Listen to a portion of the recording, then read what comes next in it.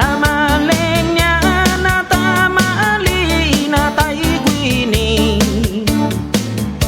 kini pun siga tu palawan lumalodi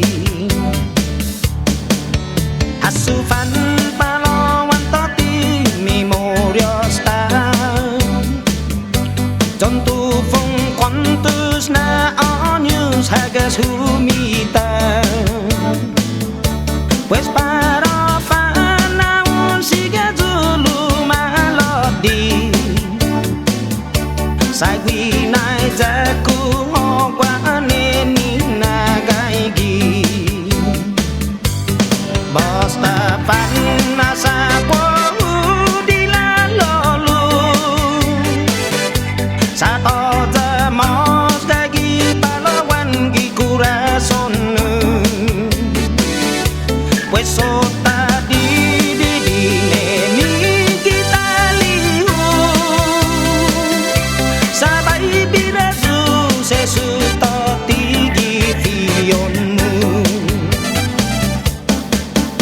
atan pan palawan to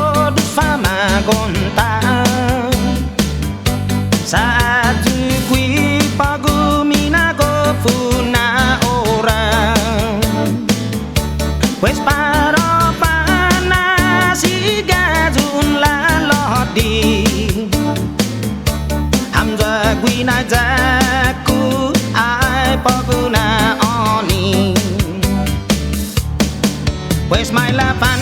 palawan jabai usongan jaola na comprendi fino usia palawan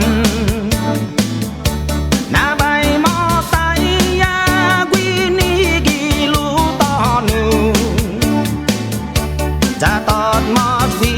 nai jaku palawan ki hogu basta fak nasa ko dilalolu ai tok tuk du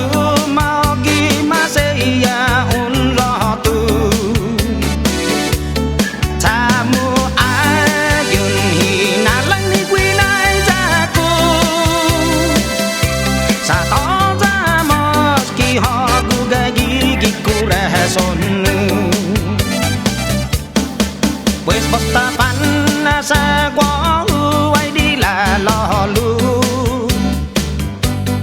chiku zu